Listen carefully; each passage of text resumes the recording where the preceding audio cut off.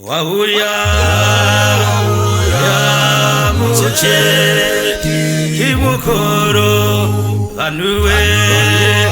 achaona ishe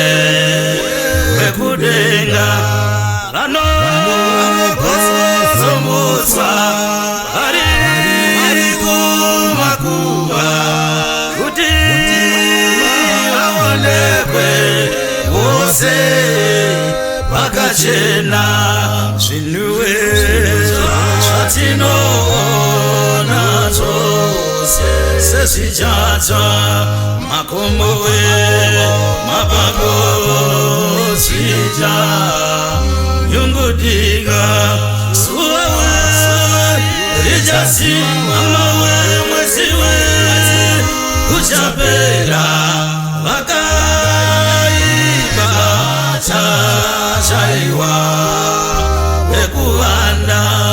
regerai zvakayeba mutye mururame munzwe izwi rake muna matemose zvitemurirei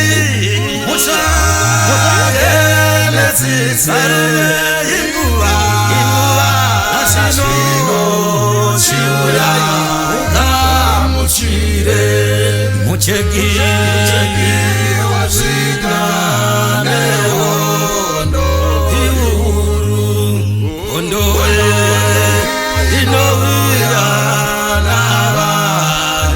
nayedenga nameso mucheki mukuru aone zvinu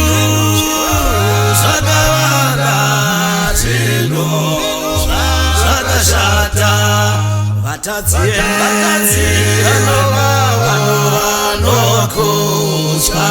kukuru vanopedera pamameso munje chokwadi vasakarurama vatazoparadzwa vaiswe muchimo yoko tambudzika Yesu anoya